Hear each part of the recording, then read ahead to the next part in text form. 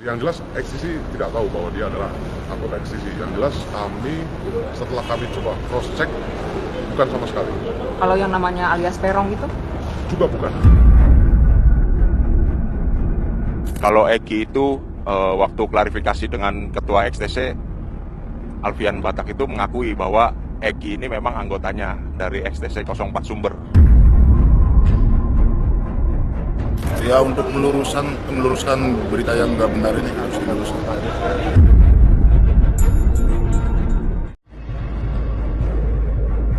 Proses penegakan hukum dalam kasus tewasnya Vina dan kekasihnya Eki sampai kini masih terus dilakukan aparat kepolisian untuk mengungkap siapa dalang utama di balik kasus tersebut. Namun belakangan semakin diusut semakin carut-marut. Hal yang sama terjadi di dunia maya. Isu tentang tewasnya Vina dan Eki makin semrawut. Begitu banyak isu baru bermunculan dan ramai menjadi perbincangan. Misalnya saja, penyebab tewasnya Vina dan Eki dikaitkan dengan perseteruan antara komunitas klub motor. Eki sendiri merupakan salah satu anggota komunitas klub motor XTC di Cirebon. Sementara pelakunya diduga anggota klub motor Moonraker. Menanggapi isu tersebut, baru-baru ini Ketua Komunitas XTC buka suara.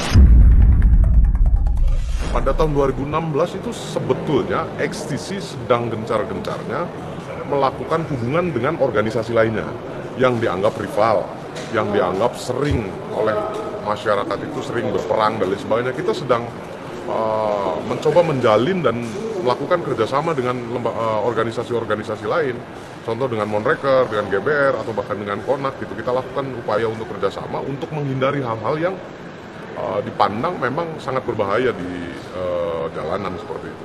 Mereka kemudian berkumpul bersama, semua organisasi yang ada di kota Cirebon maupun kabupaten beberapa waktu yang lalu berkumpul bersama dan menyatakan sikap, sebetulnya menyatakan sikap bahwa Cirebon dalam posisi aman, Cirebon bukan kota gangster, Cirebon juga nyaman untuk ditinggali dan kemudian nyaman untuk berinvestasi. Saya pikir seperti itu. Bahkan kita punya bukti-bukti di media sosial dan sebagainya. Kita juga pernah rapat bersama untuk melakukan kegiatan sama, apakah itu bersih-bersih bareng, apalah pokoknya gitu. Kegiatan-kegiatan yang kemudian melibatkan 2 atau lebih dari organisasi yang ada, yang kemudian masyarakat lebih menyebut mereka itu geng motor, padahal nggak ada sama sekali.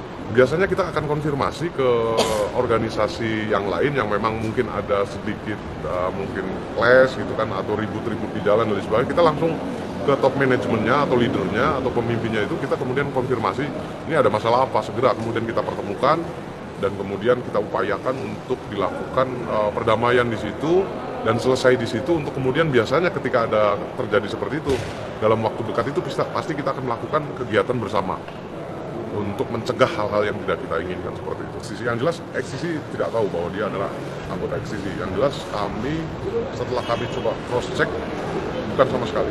Kalau yang namanya alias Peron itu? Juga bukan. Kalau semua anggota saya tidak kenal secara menyeluruh atau detailnya seperti itu. Tapi kalau berdasarkan database yang kami miliki, kemudian berapa member yang kami keluarkan di database itu pasti ada. Setiap anggota, setiap member yang kami catat, kami kemudian coba buat klasifikasi, dia ada di kepengurusan mana dan sebagainya, itu pasti ada.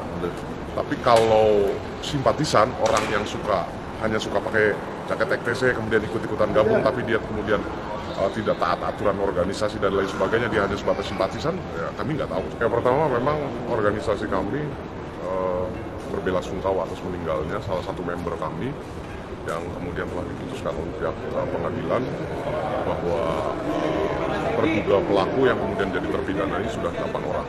Dan kemudian ada DPO, 3 berdasarkan putusan pengadilan dan kemudian 1 berdasarkan rilis dari Polda Metro Jaya. Alhamdulillah saat ini kemudian sudah tertangkap, walaupun kita juga belum bisa memastikan bahwa itu adalah memang dari salah satu member kami. Ya, kami meminta kepada pihak kepolisian dan pihak-pihak lain yang memang mengetahui keberadaan para DPO ini untuk segera menyerahkan diri dan atau menyerahkan kepada pihak yang berwajib untuk dilakukan proses hukum lanjutan seperti itu. Tidak hanya komunitas motor XTC yang buka suara, komunitas motor Moonraker juga ikut buka suara setelah beredar di media sosial Peggy Setiawan yang asli disebut-sebut member atau anggota komunitas Moonraker. Selain anggota komunitas Moonraker, Peggy Setiawan juga anak mantan bupati. Sontak saja isu tersebut ramai dan menuai perhatian banyak orang. Lantas, apa kata Indra Lesmana selaku ketua Moonraker dengan adanya isu tersebut? Dan benarkah ada perselisihan antar komunitas motor di Cirebon? Untuk terkait kasus Vina ini, saya sebenarnya tidak tahu ya waktu awal kejadian. Yang saya tahu itu berita waktu Moonraker dibawa-bawa nih oleh media. Dan kami sudah mencoba klarifikasi ke Polres Cirebon Kota 2016 itu dan clear. Tidak ada tuh yang namanya isu seperti ini. Makanya kenapa kok isu ini muncul gitu. Setelah sekian tahun kan, kita itu kan memang bukan geng motor ya, komunitas. Kami karena memang legalitas kami ini Moonraker di IMI, Ikatan Motor Indonesia. Dan kami selalu melakukan kegiatan positif. Tidak pernah namanya untuk apalagi kalau malam ya di jalanan gitu. Kalau tidak ada sama sekali kegiatan, tidak ada yang namanya untuk di jalanan pakai atribut itu tidak ada. Kalau Eki itu waktu klarifikasi dengan Ketua XTC, Alfian Batak itu mengakui bahwa Eki ini memang anggotanya dari XTC 04 Sumber. Sangat dirugikan, karena di mata masyarakat dikiranya benar gitu. Yang muncul ya, berita yang muncul itu dikaitkan dengan organisasi kami. Dari ada keterlibatan gitu, padahal tidak ada sama sekali. Semua saya kumpulkan waktu itu dari yang dituakan lah dan ketua-ketua dulu, tidak ada sama sekali. By data pun kami ada. Kalau dari kami mah hanya satu. Kami percayakan semua kepada pihak kepolisian yang menangani kasus ini gitu. Kami percaya penuh, dan bila mana kami dibutuhkan, kami siap membantu. Sosok Peggy Setiawan alias Egy Perong yang sempat buron sebelum ditangkap aparat kepolisian sampai saat ini masih menjadi perdebatan. Apakah Peggy yang saat ini ditangkap merupakan Peggy asli atau hanya korban salah tangkap? Sebelumnya, ramai beredar di media sosial jika sosok Peggy Setiawan yang asli ada bekas anting besar di telinganya. Menanggapi tudingan miring pemilik akun yang diketahui bernama Egy Ripra Angkat Suara. Ya, untuk meluruskan berita yang nggak benar ini sangat nggak nyangka, terus juga terganggu dari aktivitas juga terganggu, yang harusnya bekerja jadi nggak bekerja, sangat terganggu, apalagi banyak ancaman-ancaman juga. Ya kalau untuk itu saya konsultasi sama kuasa hukum saya dulu kalau mengenai itu. Setelah viral juga saya langsung lapor ke RT RW, lalu ke polsek setempat juga sudah. Nggak nyangka kenapa menuduh saya juga, saya nggak nyangka atas dasar apa karena film kah atau karena ada yang kesurupan nyebut nama Egy, itu juga mungkin. Tapi kan nggak logis kalau misalkan dari orang kesurupan dijadikan bukti pendidikan, itu nggak masuk. Kalau ya saya tahu itu berteman juga pas baru-baru ini pas viral, saya baru tahu kalau Facebook saya yang lama itu berteman. Tapi Facebook saya yang Jiran Prayoga pas saya lihat lagi itu udah nggak aktif dari 2015. Bukan kayak teman-temannya Vina, teman-temannya Bukan, itu semua cocok logi semua, itu semua teman saya. Dia berani bersumpah, sangat berani, bisa buktikan juga, masih ada semua orangnya. Kita sih siap-siap saja kalau memang dibutuhkan sama pihak penyidik ya, terutama proses sekarang yang sedang berjalan. Dan bahkan tanggal 13 Mei dari pihak Polda sudah ada yang datang ke rumahnya, nanya-nanya ke Mas Egy langsung, dan sudah dijelaskan, dan mereka hanya 15 menit di sana, terus sudah pergi lagi. Dan tidak lama dari Polda Jabar datang, mungkin dari Polres Cirebon Kota juga mendatangi klien saya, dan mereka hanya hanya bertanya aktivitasnya apa dulu, kerjanya seperti apa, dan menitipkan pesan aja kepada orang tuanya Egy untuk penampilannya supaya lebih rapi lagi. Selain komunitas motor dan sosok Egy Ripra yang sempat ramai dikaitkan dengan kasus tewasnya Vina, baru-baru ini muncul konten kreator yang mengaitkan kematian Egy dengan kasus bandar narkoba yang pada saat itu sedang ditangani ayah Egy, Rusdiana. Lantas, seperti apa penjelasan konten kreator tersebut terkait kematian Egy yang disebut-sebut dilakukan oleh orang suruhan bandar narkoba?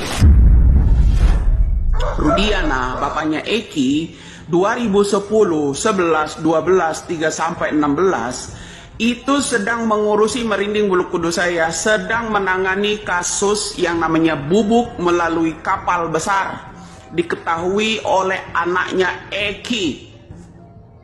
Ini harus benar-benar sampai ke telinganya Bapak Presiden.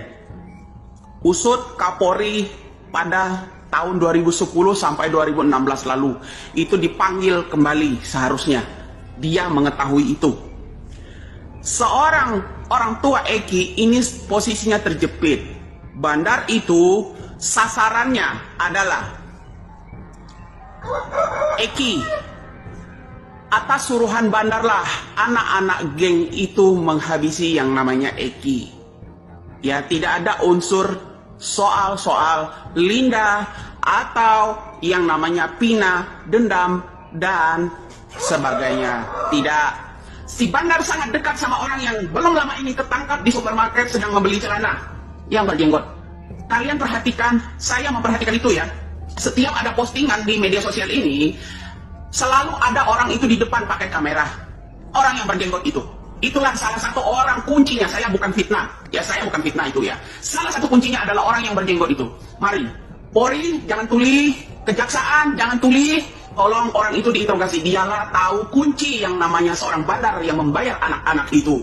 Termasuk yang namanya salah satu Aldo pada malam hari itu. Ya, itu kejadiannya bukan di jembatan itu ya, tapi di tempat lain. Diseretnya baru ke sana. Ya, itu sebenarnya dilakukan di tempat lain. Itulah pelakunya adalah Aldo.